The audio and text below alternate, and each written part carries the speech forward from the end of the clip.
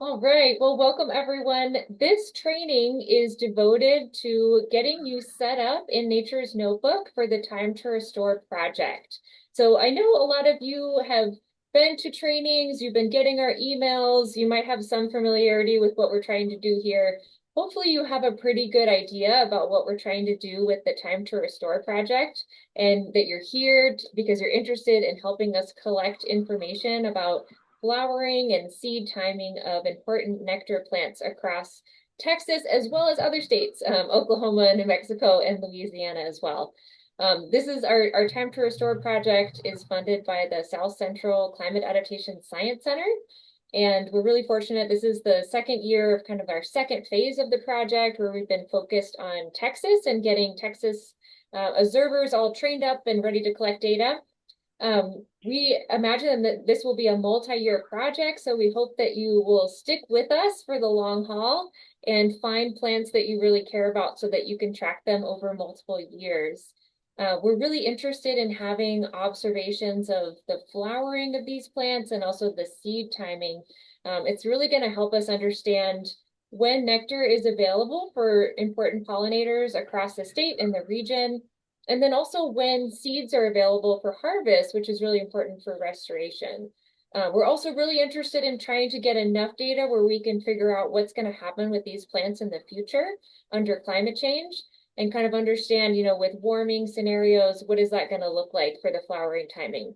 And that information is really going to help managers know what species are going to be best for the pollinators they care about in the future. So really excited to have you all on board here for the Time to Restore project. We are going to be going through very slowly how to do each step of the process. I know some of you have had some difficulty with registering for an account. So we're going to start out with that. And some of you might have already got past that stage, which is awesome. Congratulations. If you haven't, then we're going to get you there. If you have, just kind of enjoy the break and you can see everyone else get up to speed and catch up to you. So we're going to start out with that. And we're going to do it on the website. And then we're going to show you how to set up a site. That's going to be the place where your plants are located. And then we're going to actually do that on the app as well. And so you might see I have another version of me that's joined this call on my phone. And so I'm actually going to walk you through what that looks like. I have an iPhone, but we can talk about what it might look like on an Android as well. So that's the plan for the next hour. We're going to try to leave some time for your questions, and then we'll just make sure that everyone's able to follow along. All right, so let me go ahead and share my screen. So the first step in taking part in this project is to make sure that you are a Nature's Notebook observer. And so you might have already seen this link floating around, but I'm going to put it in the chat. And this is our website for the USA National Phenology Network. Let me just stick that in the chat in case you don't have it. So this website covers all of the different stuff that we do as part of the National Phenology Network. We are a science network that's based at the University of Arizona. Nature's Notebook is probably the most important thing that we do, although we do have some other things as well. The way that you can get to the registration page is by going to this Observe with Nature's Notebook menu. So I'm looking at the top menu here, and you can see where that's blinking orange. And then you can go down to this Become an Observer link. And I'll also post a direct link for you in a minute if you don't want to do these steps. But I'm just showing you how you can get there if you follow through the pathway of the website. And so now this is a page that just kind of describes why would you want to observe? How does it work? And then at the bottom here, you'll see the sign up link. So this link, I'm actually going to put that for you in the chat as well, just in case you want to go straight there and not have to follow all those steps that I just did. Let me make sure that I'm logged out before I do this. Okay, so I just went here, become a backyard observer, and now I'm going to go to sign up here. Okay, so you should get to this, and it probably for you, this is my caching here, but this is going to be blank when you open it here. And so what you'll see is this tab for create new account. If you are doing this on your phone right now, which some of you might be, you might only see login. This has been an issue that some people have been telling us about. And so I wanted to show you what this might look like if you're on your phone right now, which is not that one, this one. If you only see this login, that's because this is a drop down and you need to tap on that and then you'll get to the point where you can say create account if you're on your phone.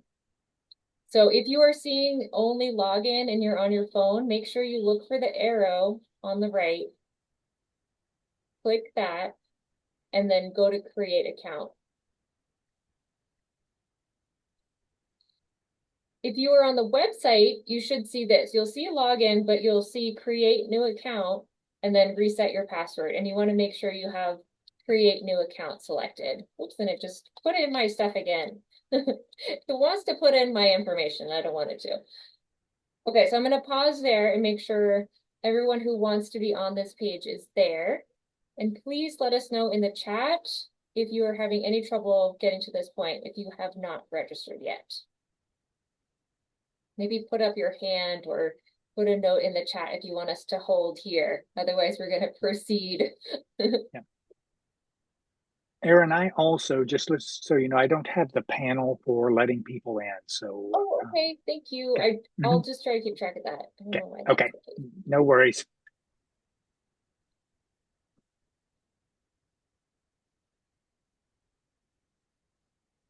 I think I just fixed that. So, Ah, here we go. Yes. yeah. Thank you. Thank you.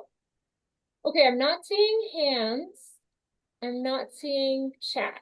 So we're going to progress. So I am just going to put in I'm going to put in a testing account here. You should put in your real information. And I'm just going to I'm going to do a testing. Make sure my email address are the same.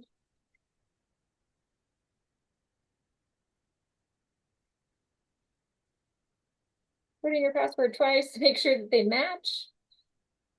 You can decide if you want to opt out. We don't even have a leaderboard up and running on our website right now, but if you want to kind of hide your username and information, feel free to check this box.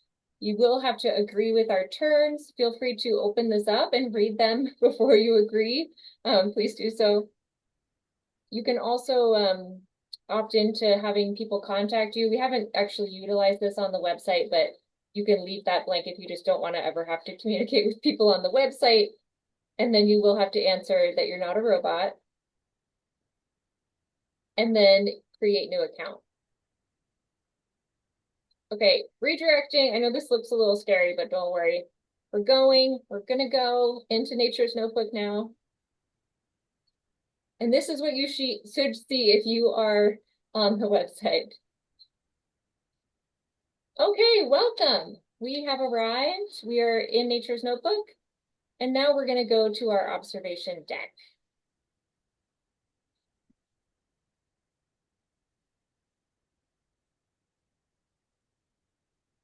Okay, so when I first arrive at my observation deck, I'm going to see this pop up here. So this is kind of an orientation to all the stuff that's hidden behind this pop up right now. If I get started, I can kind of get a little bit of an orientation to this if I want to. And this actually should be a forward arrow. You can click through these if you want. Oh, I can do learning, I can do visualizations, I can do programs, I can do badges. Or you could say, I don't want to see this again, just hide that. Okay, so we got rid of the pop-up and now we are on our observation deck. So everyone's observation deck should look like this. You have this nice graphic at the top. You have your tabs here. I've got my username, which is my testing 10. And then I have an empty list of sites. So I have this personal sites with nothing in it. So I'm going to pause there and just check in. And I want to see if those of you who have already registered can get to this point here if you're doing this on the computer. If you would prefer to not do this on the computer and only do this on the phone, feel free to just hang out and we will get to the phone. But right now we're going to do it on the website. So if you have a computer, if you're able to do the website, I recommend that you can join us here. So please go to your observation deck. I will actually show you now how to get here if you're coming in without having just created an account. So let me do that now. Aaron, we're also getting questions from individuals who, if you've created your account on your app, you're okay. You do not need to do it from the desktop. That's You've right. got an account set up. So just be patient here as we get everybody caught up. Yep. So if you want to use both the website and the phone, you'll always use your same username or email and password. So it's kind of interchangeable. So yeah, if you've done this separately on the phone, you're good to go. You can just hold off and wait until we get to that point if you want. So let me just show you now. I'm going to close this. I'm going to open up the website. And so if you are at the point where you already created an account before this call and you were just kind of waiting for everyone else to get caught up with that, please also join us on the website here, and I will show you how to get to your observation deck. So you're going to go back to the same Observe with Nature's Notebook. That's the menu that's important for you to know. So click on that.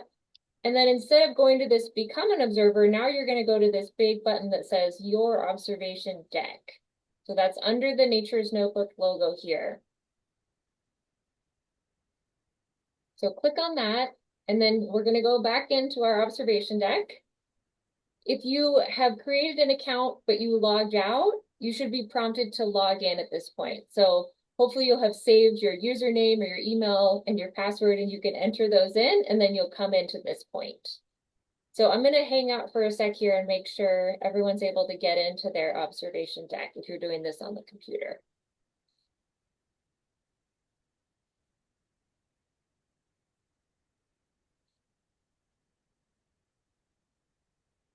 Yes, and we will get to the questions about whether you're part of a program in a little bit. Thanks for those. Okay, so is anyone having any trouble? If you want to put a hand up if you're having trouble getting to this point, if you're on the computer. Put a hand up or put something in the chat.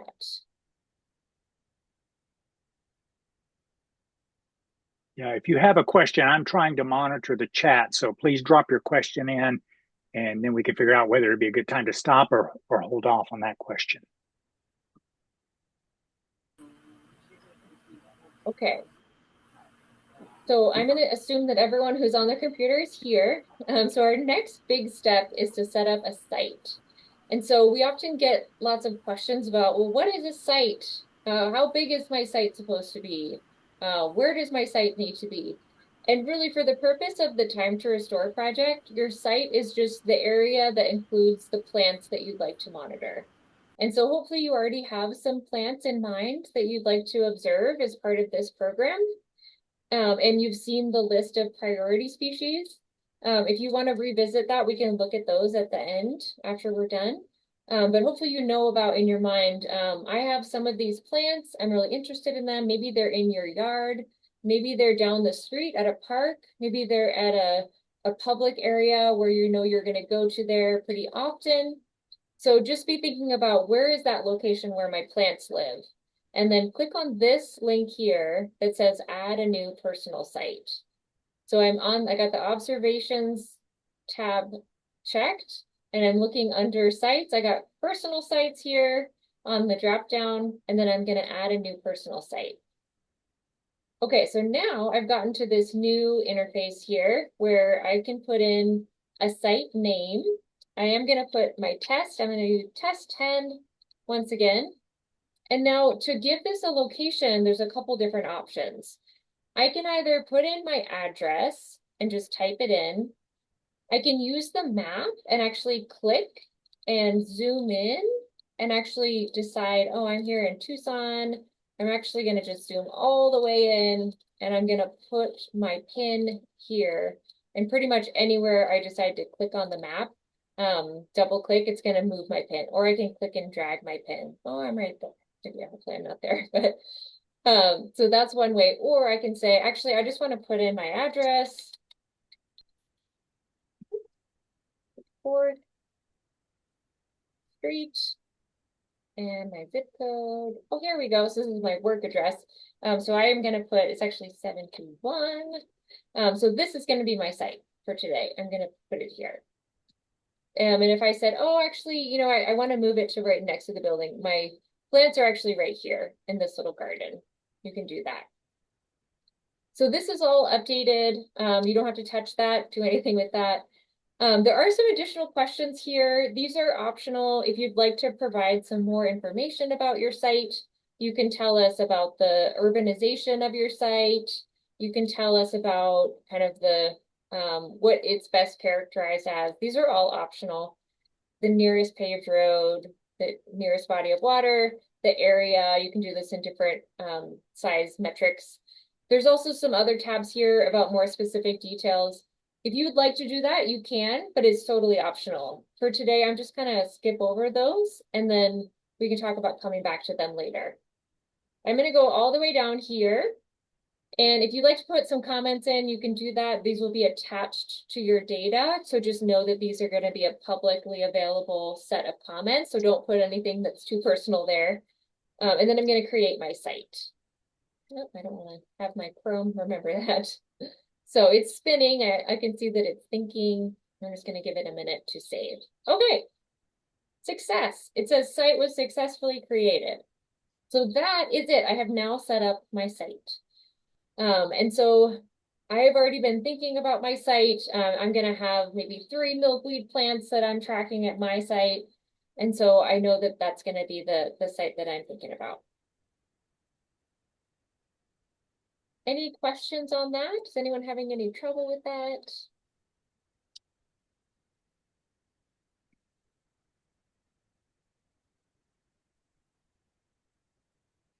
Looks like someone wants clarification of this piece of the privacy policy.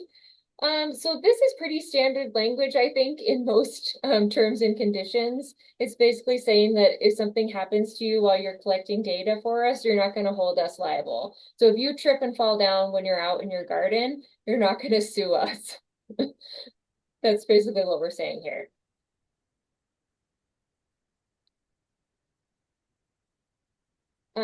Yes, the question about our species additions. I should have said that up front. I see that in the chat and I will address this. So I know many of you are very, very, very eagerly waiting our new species that will be added. We've got 8 new species that are going to be added for Texas. Very exciting. And I know a lot of you have those plans and you're really excited. What I can say to you is we have gone through the first step of doing the kind of on the development website. We've gotten all those added.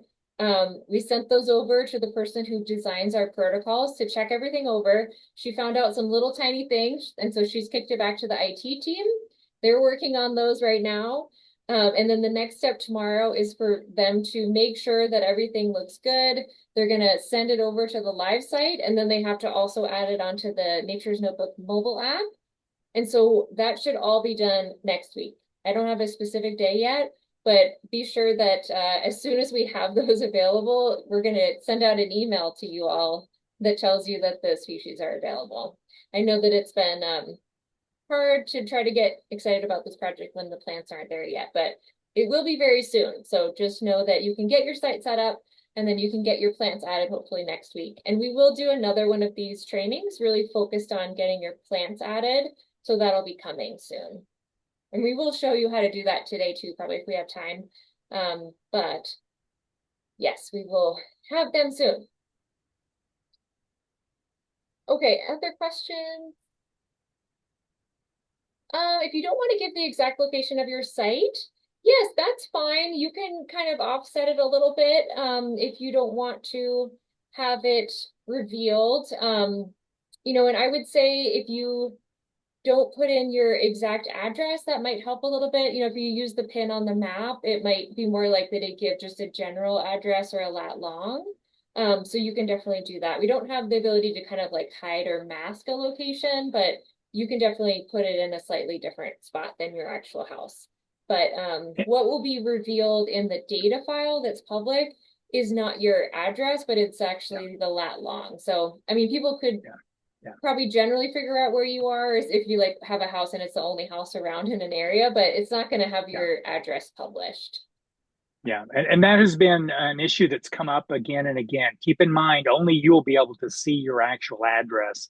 When people are looking to see where other people are active, they will not be able to see your address and where you're at. So please rest assured in that regard as you identify your site. It is important that your site be somewhat identified so that as we monitor that data, we know where it's coming from and where it's tied to geographically. Yeah, and yeah, thanks for answering the question, David, about the kind of if it's specific or more general. We kind of go into this in our observer certification course, but yeah, generally you want to try to keep your site to a kind of consistent ecosystem, if you can think about it that way. So if you have, an area near you where it's a meadow, and then you have another area where it's a very forested area, and you have plants in each of those places, you might want to think about splitting those into two sites because they're pretty different. And when we say different, we're talking about the microclimate and kind of the temperatures that might impact the plants that you're observing. So if you think about some of those questions that we were looking at when we set up the site, if it's wooded or if it's kind of open, that would kind of be different for those different areas. If it's just your yard and your yard is fairly consistent, like I have a couple trees and I have some sunnier areas, but generally it's pretty much the same. I probably would just set up a single site for that.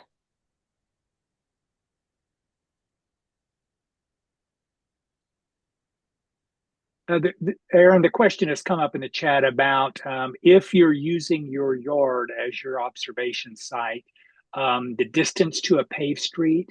Um, Generally calculate that as an estimate. So if for instance you're doing a flower bed in front of your house, you can make that calculation generally. And remember, those are just giving future researchers ideas of how this data site was set up. And so just do your best to estimate that. Okay. If your whole yard is your wildscape, or if your wildscape is right up against the street, then you can say yes, it's a zero distance to the paved street. We had a question about deleting a site. So we actually have to do that on our end. So please just email me. I can put my email in the chat, your username or your email, and then what the name of the site is that you'd like us to delete, and we can do that for you. There's another question about whether if your chapter is doing sites and so you want to do your yard also. Yeah, so that's a good maybe time to talk about the difference between personal sites and some of these program sites. So personal sites are generally going to be a place where only you are going to be observing. So if you were observing in your backyard, you would set up a personal site. If you're observing in your backyard and you're part of the Time to Restore project, we'd like you to join the Time to Restore program, and I'll show you how to do that in a moment. If you're also part of a Master Naturalist chapter that's going to be its own local phenology program, that's actually going to be in a different spot in this dropdown. So you would actually, instead of just having personal sites, if you're also part of a specific Master Naturalist chapter, you're going to see the name of the Master Naturalist chapter, their program name here, as another option. And so if you're trying to decide, oh, I want to see either my personal backyard site or those shared locations where I'm doing this with my Master Naturalist chapter, you can switch in between those here. Aaron, the question came up about wild versus planted plants. Keep in mind, both work. You just disclose that as you set up your site for that individual plant. Okay. So please keep in mind, all plants work as long as they're one of those 29 species that we have identified as targeted for Texas. Yes, and we will, if we have time, we can go into adding a plant, but let's want to move forward and make sure that we look at the programs first on the website, and then we're going to move to the phone to do this on the mobile app. So to join a program, which we'd like you, all of you, to join the Time to Restore program, because that will help us kind of know how many people are participating in this effort. It makes it easy for us to see who submitted what data. It kind of tags your data as part of this effort that we're all part of. On the observation deck, you'll actually go to this My Programs tab here, and you'll see that you're not part of any programs yet, so nothing really shows up. But you can go to Explore Local Phenology Programs, and that'll take you out to this map here. And so then once you are on the map, you can actually probably just enter Texas in this search box, or you can zoom in. And then what you're looking for is actually, we had to put it somewhere. And so we decided to put it in Houston here at the, I think the city hall, right, David? Yep, So we could give it a City Hall. location. Yeah. So you look for time to restore Texas here. And so just to show you, that's right here. So I'm clicking on the green circle right over Houston, and then view profile. And then you'll see there's some information about this. It says when it was set up, it gives a little more information. And then what you're looking for is this join program.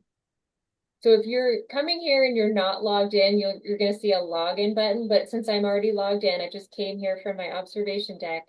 I click on join program. And it's going to say, okay, you know, that your email, your ID, and your observations are going to be visible to any administrators. Right now, that's just David and myself. It might also be other people in the future, depending if we have other administrators, but anyone who's kind of the person who's in charge of this is going to be able to see your email and your observer ID. So just keep that in mind. That's fine with me. So I'm going to say join program. And then I'm going to be taken back into my observation deck. And now it's going to say successfully join LPP. So that's great. I'm in. An LPP is a local phenology program. So now this is where it gets a little confusing to some people. So we have now Time to Restore Texas and personal sites. So why can't I set up a site under Time to Restore Texas? That's because this is actually a very special kind of local phenology program. Most of our local phenology programs are actually going to have shared sites where it might be at the place where you have your master naturalist meetings, and maybe you have a garden there. And so you're going to have 10 people and they're all going to be observing at the same spot. But Time to Restore Texas is about the backyard observers, the people who are doing this independently. And so we actually have what's called a personal site network. So it's this kind of special kind of local phenology program. So it's here in the dropdown just to show you you are part of this, but you don't have to worry about setting up a site under that because you are going to be focused on your personal site here.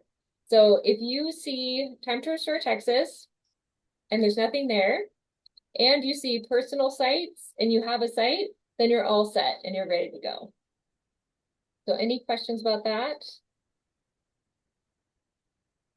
Everyone, keep in mind the Nature's Notebook and the sites you're setting up are very dynamic and very forgiving. So do not worry if you've identified a plant that doesn't look very healthy, or maybe redbuds, for instance, here in warm Texas, often experience disease and can die. Nature's Notebook can handle that. That doesn't end your project. It just means that you get to find a new plant to follow or replace the one that died. So please keep in mind, don't worry if you enter something that's not quite right, that the app will forgive you and the site will still go on and you'll still be able to participate in the project. Sorry, Aaron. Nope, great.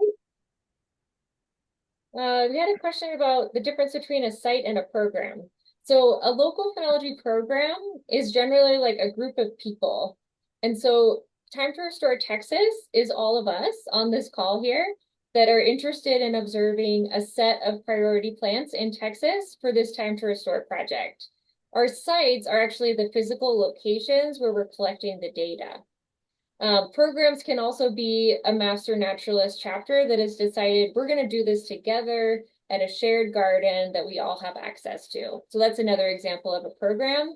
And the garden in that example is the site. And maybe they have two gardens, then they have multiple sites, and that's okay too.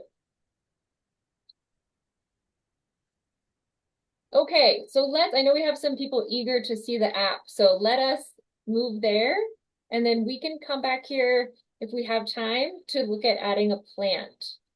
So I'm going to stop sharing, and I'm going to share on my phone. Aaron, while you do that, a question has come up about whether a wildscape constitutes a landscaped area. If it's a heavily worked, you should identify it as landscape. So if you maintain a wildscape that you heavily work, you should treat it as if it is landscape. But if you did the original installation and then nature kind of does its own thing, that would be non-landscape. So feel free to use your judgment. Remember, you're being part of this project is that you'll become a better data observationist as a participant. And so use your judgment as you make those decisions. Thank you. Okay, so you probably, oops, noticed I'm on my phone now. This is one of my kitties. And I am going to navigate to the App Store to download the Nature's Notebook app. So some of you might have already done this. That's fine. I'm just going to kind of start from scratch here at the beginning. And I'm going to go find my App Store. And then I'm going to look for Nature's Notebook. And on an Android, you're looking for the Google Play Store. Hopefully you are aware of that and you can find that. I'm going to go to Nature's Notebook. I've already downloaded it, so it's in my cloud, but it might just show as a new thing for you. Okay, I'm downloading Nature's Notebook.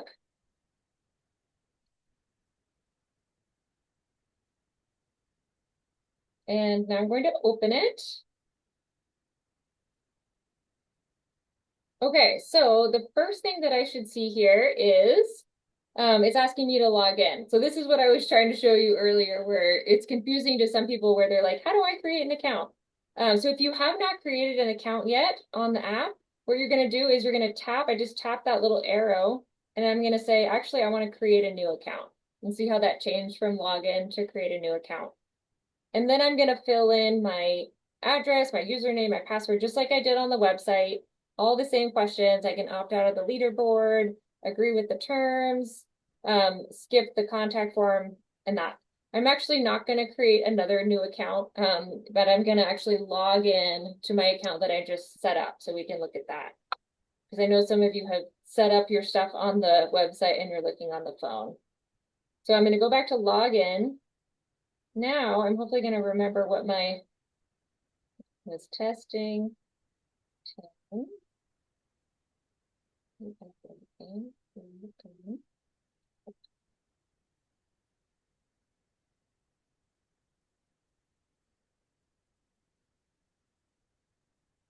Hopefully I typed that in right. And logging in. Okay, and then it's like, wait, you're allowing Nature's Notebook to access your user information. So this is basically saying like, your stuff is on the website. Are you sure you want to allow it to be on your phone? Yes, I'm going to allow. And now I'm going to get funneled through, and now I'm actually in the app. And so I am now looking at my sites in the app. So I set up that test 10 site. So if I go over to programs, this is basically the drop-down menu that I was looking at on the website. And I can see Time to Restore Texas doesn't have any, it actually tells you here on the app, you don't have to worry about this because all of your observations are already in this group here. But I'm gonna make sure I'm on personal sites, and then I have my test 10. So is there anyone who wants to see how to create an account on the phone, or is everyone okay with that? Because I can go through how to do that. And I can show you how to set up another site on the app, but I didn't know if anyone needed to also see how to do the create an account. It's exactly the same. You just put in your username and your email and you'll get to this point. But I can show you how to create a site next. But just checking in with everyone here.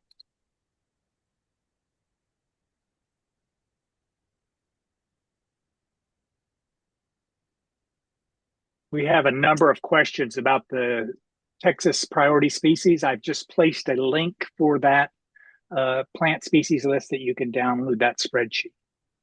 Great. Okay, so I'm going to show you how you create a site, and then I'll show you how to add yourself to the program if you haven't done that yet. So Aaron, we're getting questions about the dissync, if you will, between phone and computer. Keep in mind, y'all, you may need to refresh to get them to stay on the same location. So if you've inputted information on the website, it may not be on your phone yet, and vice versa. That will be a refresh issue for your phone or computer.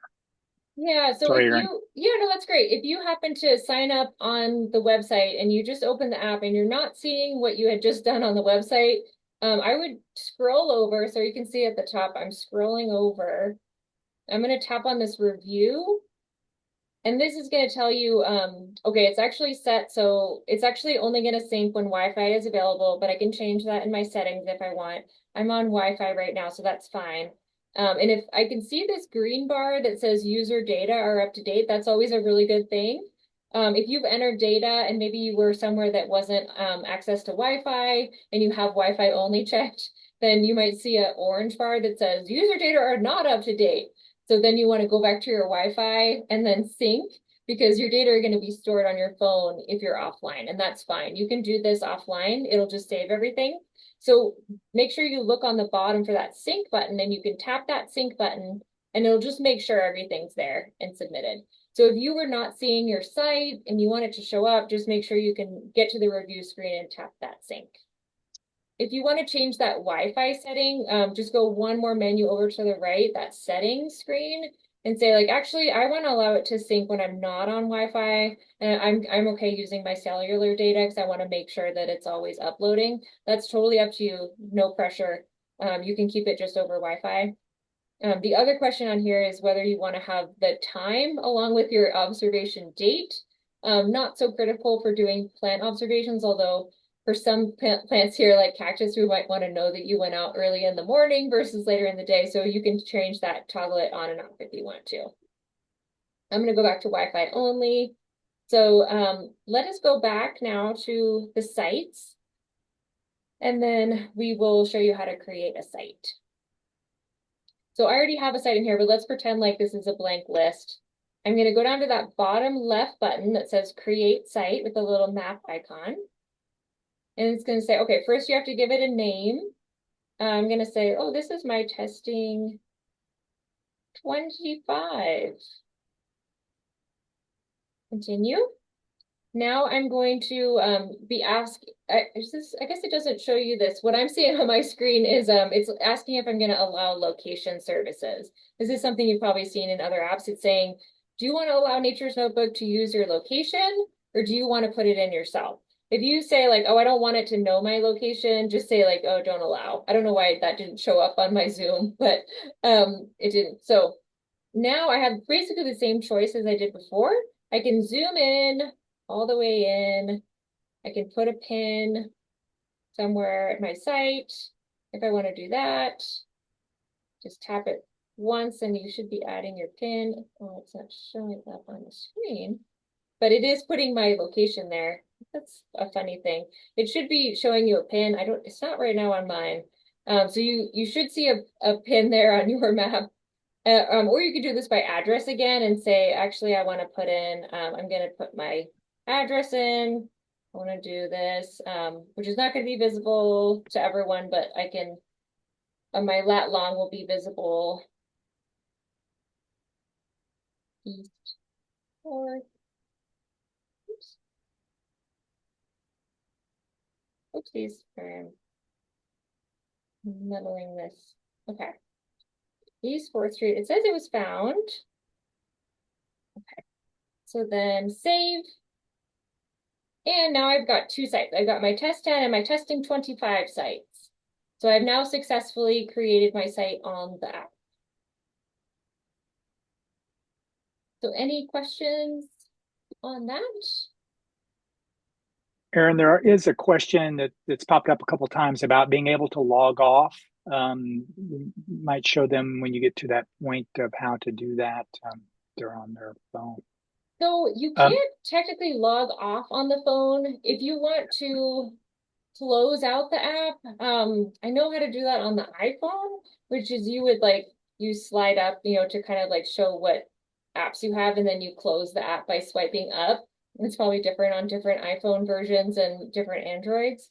If you want to, you could add a different account. I just don't think that you can actually sign out on the app. So if you want to like close out and not do the program anymore, you would probably have to do that on the website if you want to delete your account or you want to totally get rid of this. You would, delete the app, but you can't actually just log out on the phone. You're always logged in. Aaron, there's a bit of confusion coming up about creating a site on the app versus on the computer. Keep in mind, y'all, you're all in the same profile.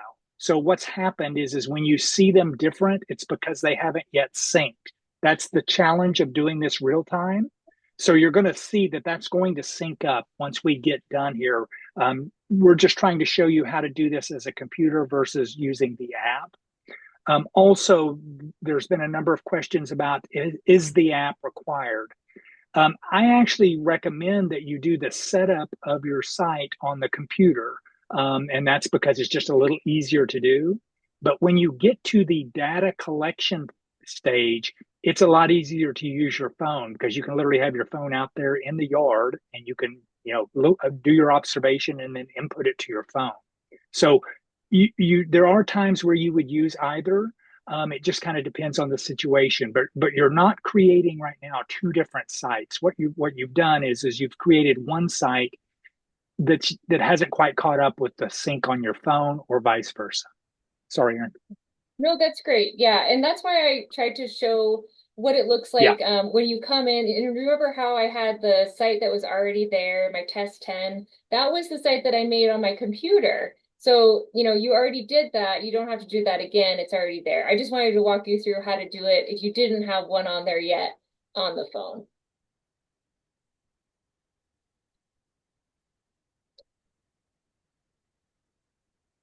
Also, we've had a couple of individuals that have identified that their app is frozen. Yeah, that's a you might close out and go back into it. That the intensity of doing a lot of functions in a very short period of time can cause the app to freeze. When you're normally using it in a different scenario, that would probably not happen, but it will happen right now when you're trying to do a lot of functions. Okay, so I did want to also show you for the programs here. So if you are not yet in Time to Restore Texas, please make sure that you get into that. So you could do that by going to that button that's on the bottom on the left. And so you would click Join Program. And then it'll give you a long list. So the easiest thing is just to tap in that search box and say Texas, and it'll bring it up. It probably won't show up here because I'm already in it. But if I wasn't in it yet, I would show up here in this list. And then I would just add myself to it by tapping on this button. So I'm already in it, so it's not letting me rejoin it, but that's how you would add yourself. So you would tap on it and then say join at the bottom. Any questions about that?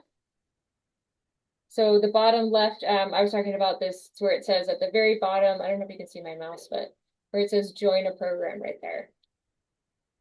And I am on the programs menu, which is up at the top where it says programs. I am joining a program.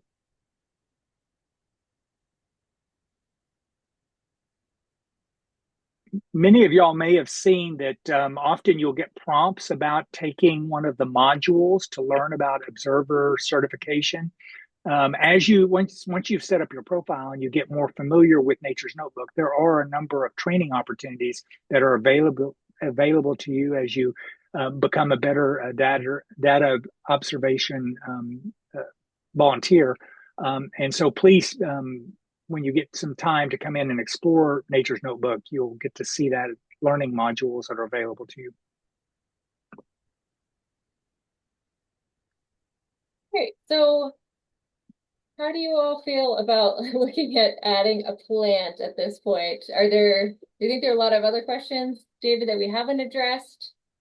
I'm trying to answer them on the go, and when Okay, they repeat, I'm trying to drop them in to help. Everybody seems that the biggest challenge we seem to be having right now is the sync. People are trying to use their phone and computer. That syncing issue is going to be a little bit of a headache right here. So you might want to focus on one or the other, and that will keep you from getting frustrated in that regard. okay, Like I said, if you have the ability to do it on your computer, that's probably the easier way to do it right now, particularly as we start to try to identify and add organisms, plants here. Okay. And we're about to step into that. So please, if you've okay. got a chance to switch over, do it. All right, I'm gonna go back to the computer then, and we will try to do this quickly in the app as well. Yeah. Okay. Yeah. We've got a lot of people that are ready. You're Yep. good, Darren. All right. So back on my site here, I think you may not see your if you've set up a site on the app, it might not show up here right away. If you refresh, it should show up. Sometimes you have to wait, it has to come over from the app, and so it might take like 30 minutes or more to show up, but it will show up here eventually. But if you've done it on the computer, it'll already be there. So your next step is actually this next panel, My Plants and Animals, Add or Edit Plants, that link right there. And so this is going to be the screen where we enter our plant and the details about our plant. So anyone have a volunteer? Which plant do we want to add here? We do. Eastern Redbud. How about that one? Uh, In honor of our Oklahoman that joined the group.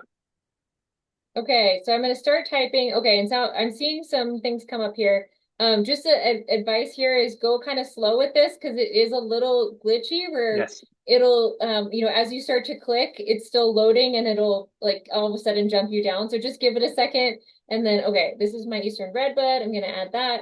It'll put in the scientific name and add a nickname by default that'll just be the common name with a 1. Feel free, if like you don't like our common name, you can name it something else. You can say like, this is my Eastern Redbud on like side yard, whatever you want to call it to Yeah. help you remember. For most trees and shrubs, it would not be a patch, but this is where if you have a forb like milkweeds or lupin or something where it's kind of hard to tell where are the individual plants, you can say, I'm just going to do this as a whole patch of plants. And I'm going to say, maybe it's like 10 square, oops, that's 40. It's so dark now. 10 square feet. And that's going to be like my approximate size for my patch. I'm doing a red bud, so I'm not going to do that. I'm just going to uncheck that.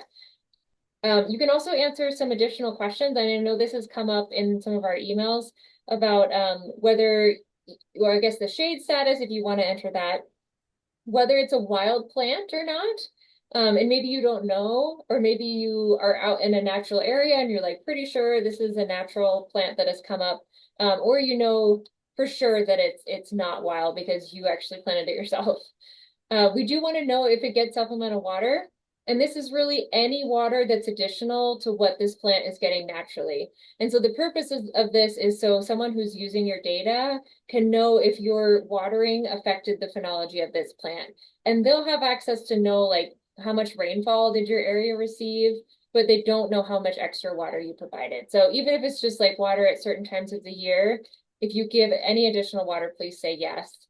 And the same thing with fertilizer, even if it's only a couple times a year, because that can really influence the phenology.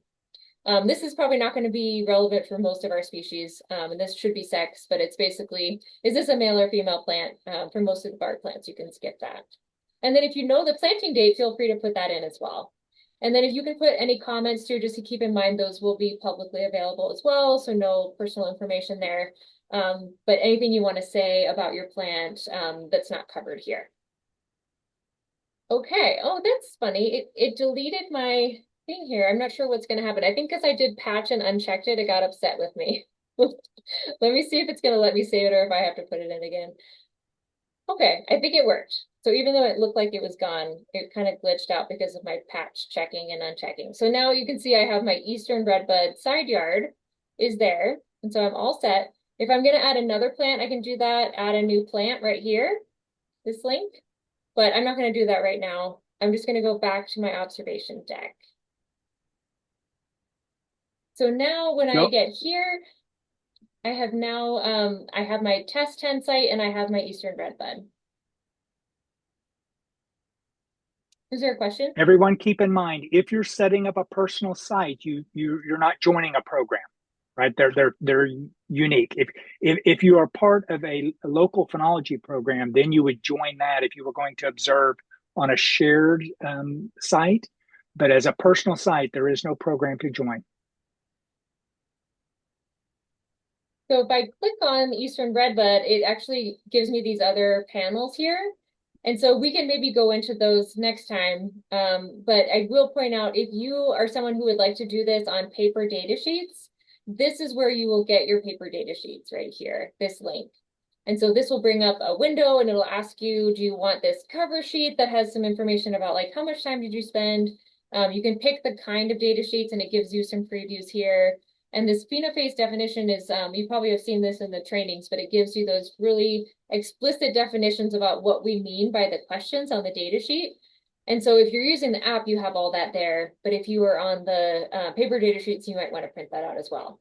And so there's more information here. I'm not going to go into all this, but just to point out, that's where you get those. And then if you're doing this only on the website, you can enter observation data on this link, but we highly recommend doing this on the app because entering data on the app is much easier than doing it on the website. Okay, any last questions? I'm going to pop back over to the app and show how to add a plant over there too.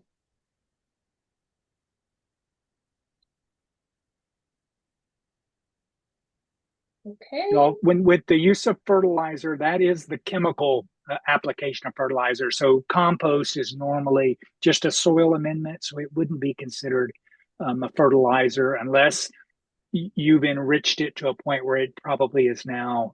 Use your judgment there when you're trying to identify whether something is fertilized. Yeah, anything that would influence the phenology. So if you usually like if Yeah. you add something to your plant and you notice an immediate effect, that's going to be an impact on the phenology. So yeah, using your judgment is a good guidance. Okay, so I'm back in the app. I have my personal sites.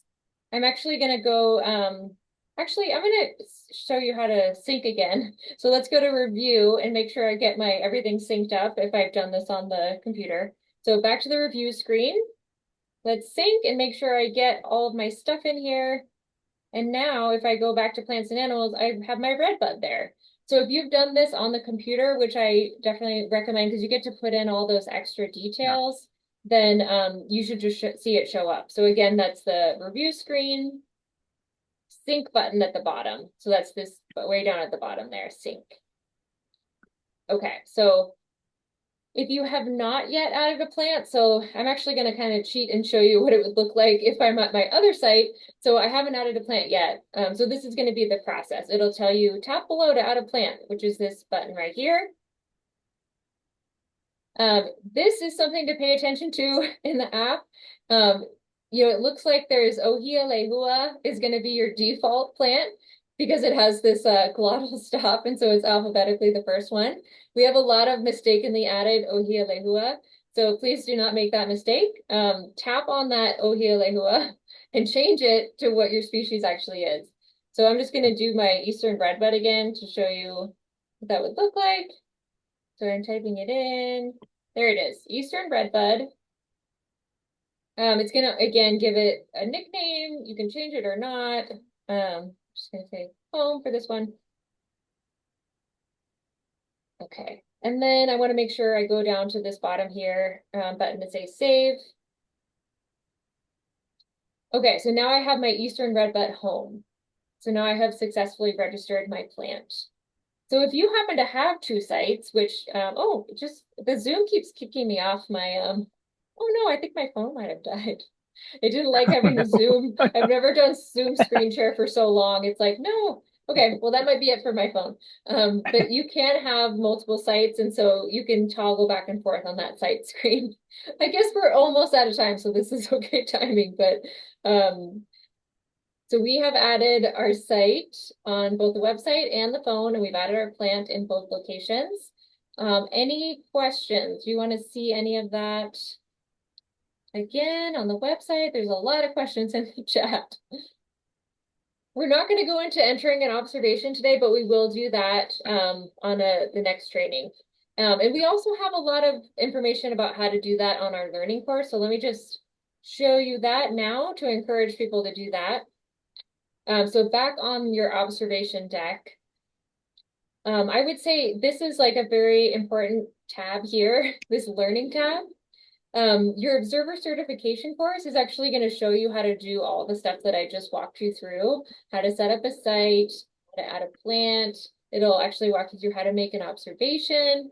And so if I open that up, there's actually some other, I'm part of some other courses. You won't see all these here, but this is the course we're looking for, the observer certification course. There's 5 modules.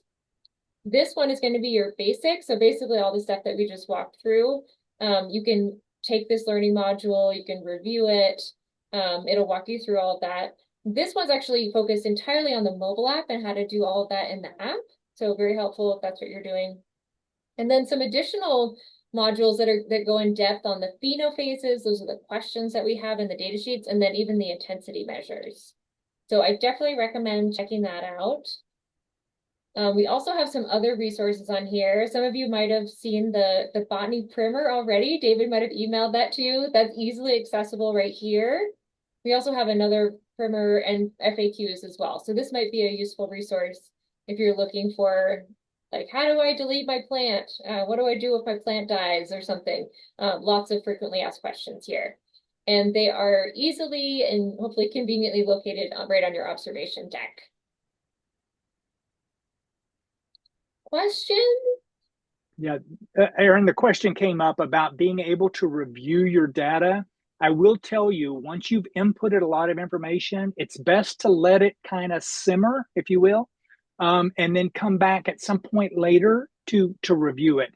It does. There seems to be a little bit of a lag in terms of, particularly if you've made changes. If you input something and then change it, give the system, the servers, time to update your information. I usually do it the next morning. I go in and check, and I have 7 personal sites that I track. And so it's often better to go ahead and make the changes you want, save it, and then come back the next morning to review them. But you can give it some time. Don't try to do it right now, because there's a lot of people interacting with the servers, as you might guess, right now, and that could cause it to be delayed. And you don't want to be continuing to make changes when they've already been recorded. Okay.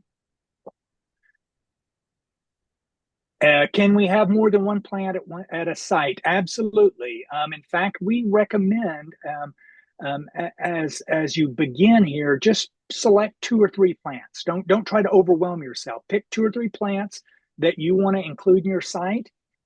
Get started collecting data on them, and then if you feel like you'd like to add a few more, go ahead and do that. The only caveat is make sure they're one of the 29 that are on our list of target species.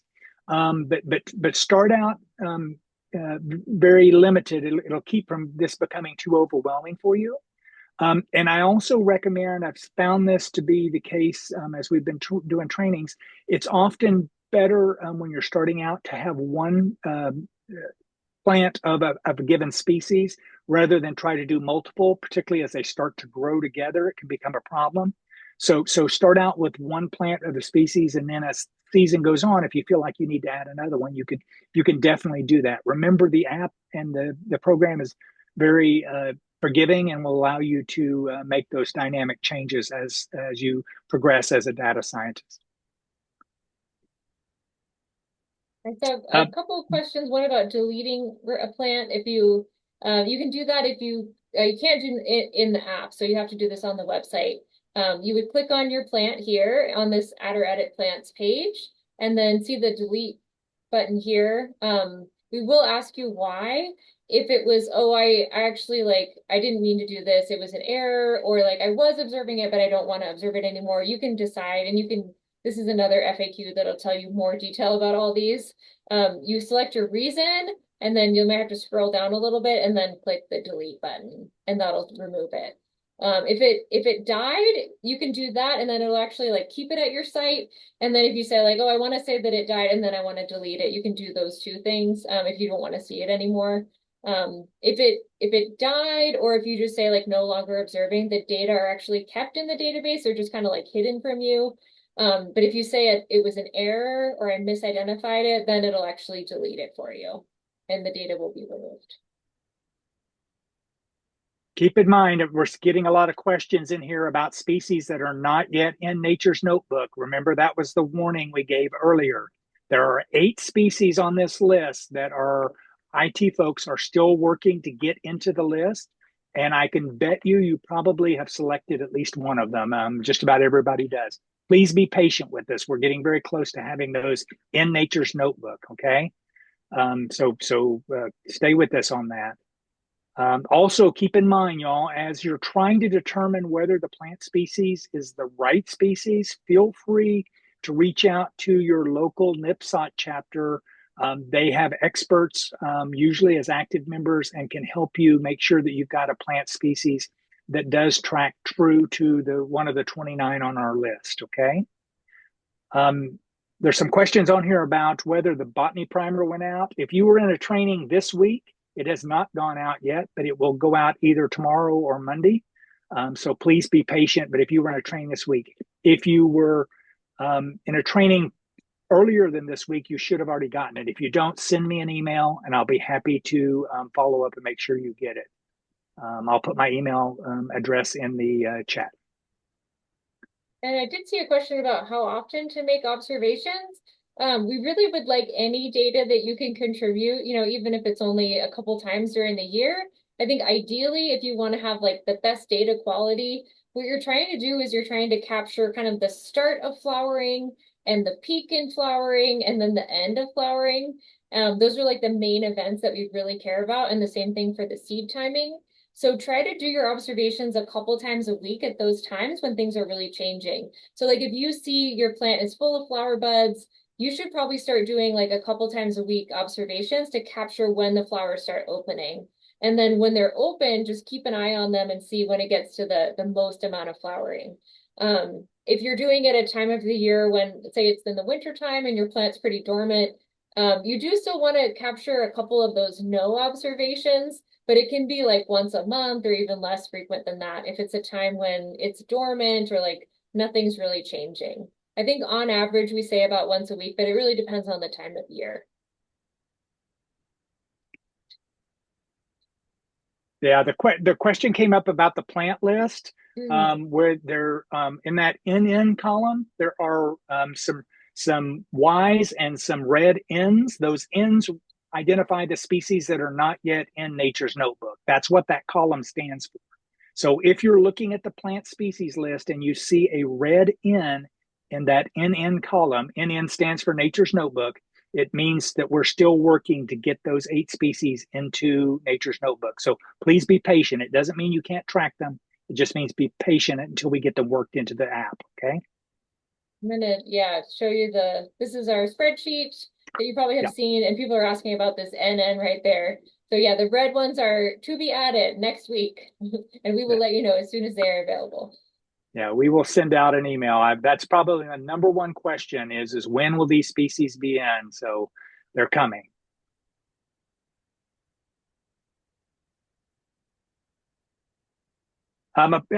Mary asked a really good question. The issue of a personal site, it does not have to, personal does not mean it's on your property. Personal site means it's a site that you actually manage, track, and observe at. So it can be in a public location, it can be in your yard, it can be anywhere actually, as long as you have permission to collect data there. Personal site is just meant that it's your personal, you've set it up and you manage and maintain those observations. Okay, great question, Mary. Thank you. The issue of whether one plant should be tracked or a patch, it really, as Aaron said, keep in mind some plants are just, for instance, Turk's cap. I can promise you, you will have a hard time tracking Turk's cap as a plant, single plant. It always becomes a patch. It always does. So be thinking about how that plant's going to grow in terms of how you want to categorize it. You may start out with an individual plant for Turk's cap, but it's going to spread into a patch. And remember, you can make those changes as your site does change and evolve, and you become better as a data observer.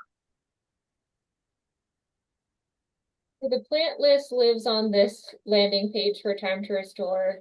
And just look for the image of the flowers. And then under that, we're going to make this more visible. But it says Texas priority species are listed here. And that's the link for this spreadsheet.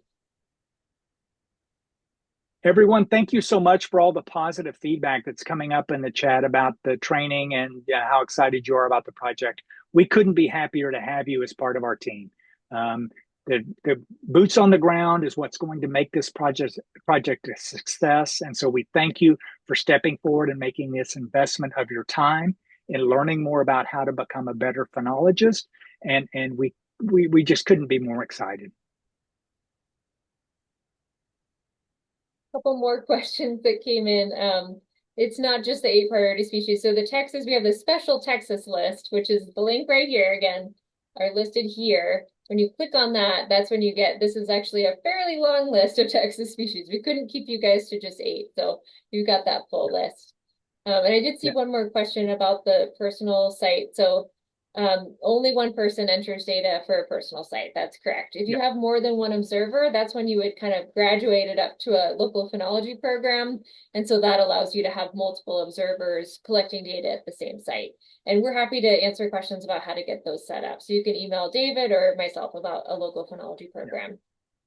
Also, I'm getting the sense that there's a number of people that are maybe a little confused because they didn't actually go through one of the more generalized trainings. Mm-hmm. If you didn't get a chance to do that, if you will email me at dgwen@ymail.com, I'll be happy to connect you to a recording of one of the generalized trainings that's occurred in one of those chapters, so that a lot of what we've talked about today will make a lot more sense.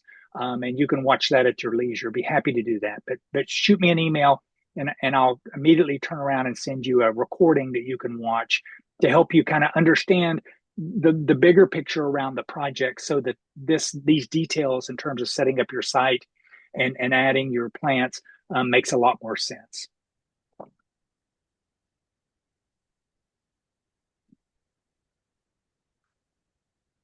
Great. Well, thank you all. Do we have any last questions? Aaron, I think we've addressed many of them. I tried to answer as we went. Okay. What we might do is, if anybody would like to maybe raise their hand, if you don't feel like your question was answered, we would be happy to try to answer it. If you raise your hand or something, we can maybe unmute you or catch that question again. There's a question about for a specific Texas Master Naturalist chapter has 3 gardens. So that actually, if it's the same group of people who are going to be kind of in charge of those gardens, it would be one program, but 3 sites. So you would request us to make a local phenology program for your Master Naturalist chapter, and then whoever's a administrator, which is kind of the person in charge, you can have more than one, gets to set up the sites, and then you would set up the gardens probably as 3 different sites if they're kind of Yeah, far apart from each other. yeah, y'all, if this is a question in your chapter and you're really struggling with it, please reach out to me. I'd be happy to set up a quick Zoom conversation so that we can talk about which is the path that would make the most sense for your chapter. Many of the chapters around the state, when they have multiple gardens that they're administering, are electing to go down the road of setting up the program and then having each of those be a site under that local phenology program. But I'm happy to talk through that with your chapter to see which makes the most sense. Yeah, and someone asked about can their whole 20 acres be a site? Yes, I would say yes if it's not too different in the different part of the 20 acres. You know, if you have like kind of think about it as like ecosystem types, if you have like a really cool area that's maybe forested and then a really sunny, warmer area, the phenology is going to be quite different in those. So you might think about those as 2 different sites. But if your whole area is kind of similar, then it can be one site. Another quick question in here. There's a lot of questions in the chat that have come up all evening about plant sourcing. One Mhm. of the quick recommendations that I make is be sure and go to your local NIPSOT chapter. So there's a chapter all across the state for NIPSOT for most all of the populated areas in the state. They maintain what's called a NICE program. And that NICE program is a certification program that nurseries go through to be able to sell native plants to earn the listing by NIPSOT. So that's a great source to go to find out if that nursery participates in that program. I think there's been a lot of comments about, big box retailers often just take whatever comes along. You might just at least consult the NIPSOT NICE list just to see if your particular source is on that list and has gone through that listing process.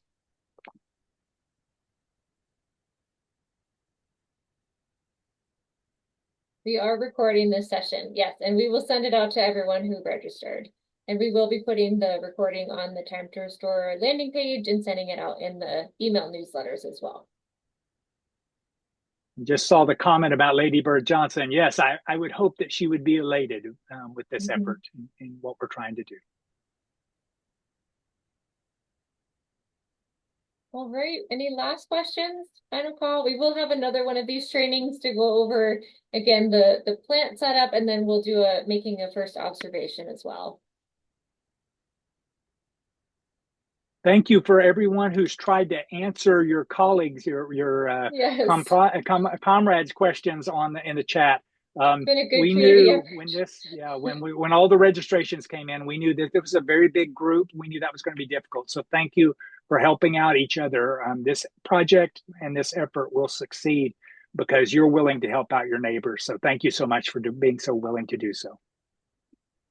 Yeah, and we can include the chat information as well in the follow-up email. Yeah, yeah, Thank you yeah. all There's a so lot much. of good information in the chat. Yeah, thank you for hanging out with us on Thursday evening, and you will hear from us again soon, hopefully about the species additions next week. So thank you all for joining us, and thanks for participating in the program. Yeah. Have a good night. Good night. Bye bye. Bye.